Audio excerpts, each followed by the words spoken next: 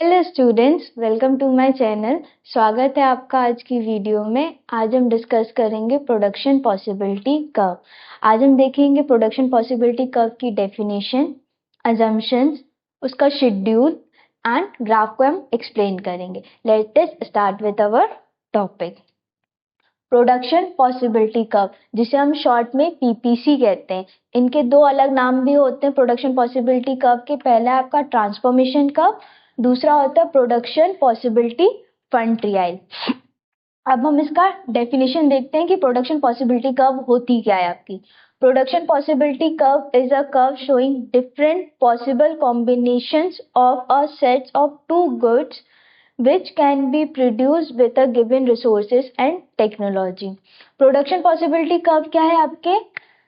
Different possible combination दिखाती है दो सेट्स ऑफ गुड्स के। प्रोडक्शन पॉसिबिलिटी कर्व आपके दो सेट्स ऑफ गुड पे काम करेगी, जिसमें आपको रिसोर्सेस और टेक्नोलॉजी दोनों गिवन है। यहाँ पे अगर मैं एग्जांपल लूं गुड वाई का और एक गुड एक्स का, ठीक। आपकी कंट्री में गुड वाई का प्रोडक्शन बहुत ज्यादा हो रहा है, लेकिन अब आप क्या चाहते हो कि गुड एक्स का प्रोडक्शन इंक्रीज करना है। तो हम क्या करेंगे, यहाँ से गुड वाई को थोड़ा सा सेक्रीफाइस कर देंगे, मतलब उसका प्रोडक्शन और जो रिसोर्सेस है वो हम कम कर देंगे और गुड एक्स में इंक्रीज कर देंगे। ये क्या है, आप गुड वाई से किस में ट्रांसफॉर्म हो रहे हो? गुड एक्स में, मतलब आप चेंज हो रहे हो। गुड एक्स का प्रोडक्शन आप धीरे धीरे बढ़ा रहे हो।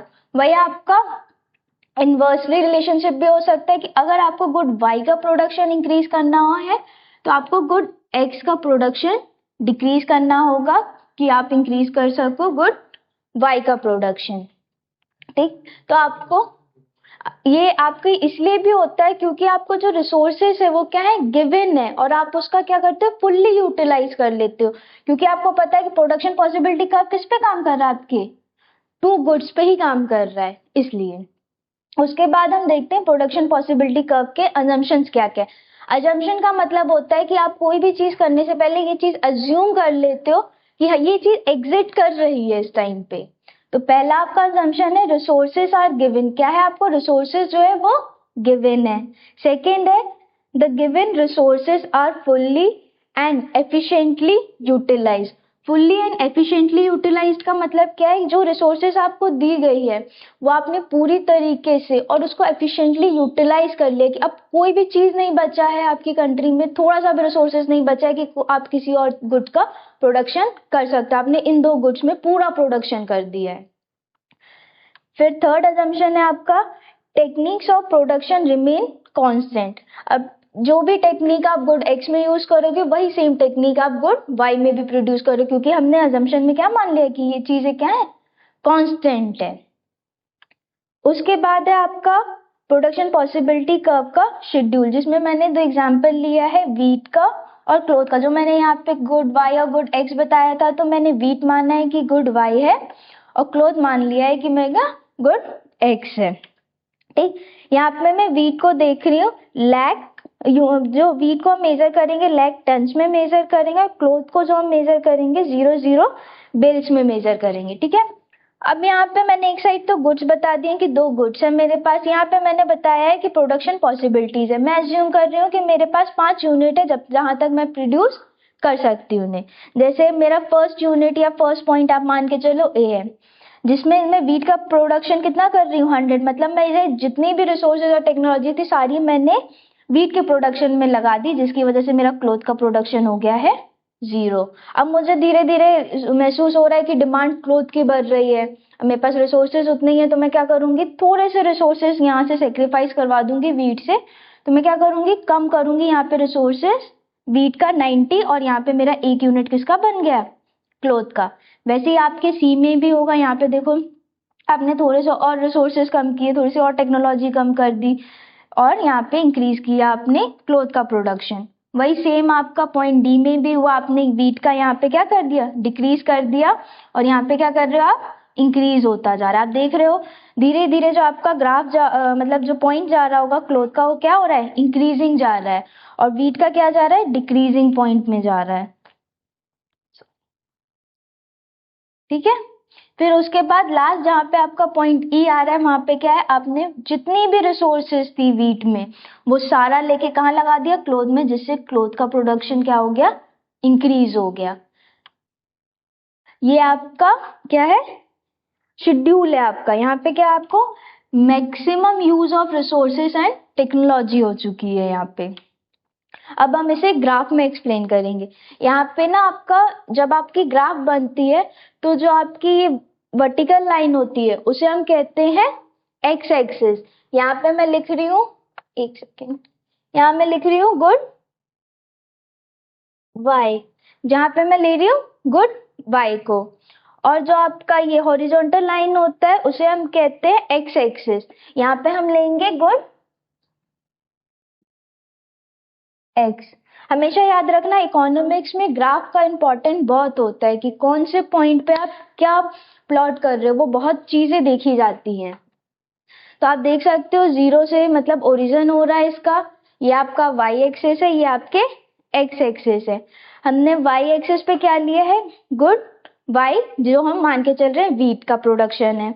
और एक्स एक्सिस पे हमने क्या लिए रखा है, गुड एक्स, जो हमने माना था क्लोथ का प्रोडक्शन है। अब यहाँ पे पहला पॉइंट देखो, वीट का प्रोडक्शन क्या है 0, क्लोथ का प्रोडक्शन क्या है आपका, सॉरी वीट का प्रोडक्शन आपका 100 है और क्लोथ का प्रोडक्शन क्या है आपका 0। अब यहाँ वीट का प्रोडक्शन आपका आ गया है 100 पे, क्लॉथ का प्रोडक्शन 0, ठीक। सेकेंड आपका क्या है 90 एंड 1, वही सेम बी पॉइंट में 90 एंड 1। फिर ऐसे कंटिन्यू करोगे तो 70 2 43 एंड लास्ट में आपने देखा होगा 0 एंड 4। तो आपका जो ये कर्व गया है इसको हम कहते हैं प्रोडक्शन पॉसिबिलिटी कर्व, ठीक। इसमें मैंने 2 पॉइंट्स बना रखे हैं आपके, एक है पॉइंट एफ और दूसरा है आपका पॉइंट जी। मैं पहले पॉइंट जी बता देती हूँ कि पॉइंट जी क्या शो कर रहा है आपको। जो पॉइंट जी है वो आपको शो कर रहा है अंडर यूटिलाइजेशन और इनएफिशिएंट यूटिलाइजेशन ऑफ रिसोर्सेज। इसका मतलब क्या है कि रिसोर्सेज आपके पास बहुत है तो आप इतने कम में क्यों करोगे, यहाँ पे ना एम्प्लॉयमेंट मिल पाएगी लोगों को कंप्लीटली, ना आप रिसोर्सेज का पूरी तरीके से यूटिलाइज कर पाओगे। इसलिए हम पीसी कप को शिफ्ट नहीं करते हैं, हम क्या करेंगे उसे जहां पे है हमारा फुल्ली यूटिलाइजेशन हो रहा है पीपीसी कप को वहीं रखते हैं। फिर आपका पॉइंट एफ क्या शो कर रहा है, पॉइंट एफ आपको शो कर रहा है अनअटेनेबल। अनअटेनेबल का मतलब ये कि हमारे पास अब रिसोर्सेज बची ही नहीं है उस गुड को प्रोड्यूस करने के लिए, इसलिए हम वो गुड भी प्रोड्यूस नहीं कर सकते हैं। अब हम देखते हैं जो ये पॉइंट्स बने हुए हैं यहाँ पे, ये जो आपकी लाइन जा रही है इस पे A B C D E, ये सारे जितने भी पॉइंट है वो एफिशिएंट यूटिलाइजेशन ऑफ रिसोर्सेज है। मतलब इस पॉइंट पे हमने अपनी जितनी भी रिसोर्सेज थी, टेक्नोलॉजी थी, उसको बहुत अच्छे से यूज़ कर लिया कि ना हमारे पास अब इससे ज़्यादा रिसोर्सेज है कि हम एफ पे प्रोड्यूस कर सके और हम कम पे शिफ्ट नहीं होते। एक चीज़ और आपको मैं बता देती हूँ, जो आपकी पीपीसी कर्व होती है वो हमेशा डाउनवर्ड स्लोपिंग होती है एंड इसका जो शेप होता है वो कॉनकेव शेप होता है। कॉनकेव शेप आपको पता होगा कि इस तरीके से जाता है, तो आप देख रहे होंगे नीचे ऐसे जा रहा है, तो ये क्या आपका कॉनकेव शेप है। और आपकी पीपीसी जो कर्व होती है वो डाउनवर्ड स्लोपिंग क्यों होती है, वो डाउनवर्ड स्लोपिंग होती है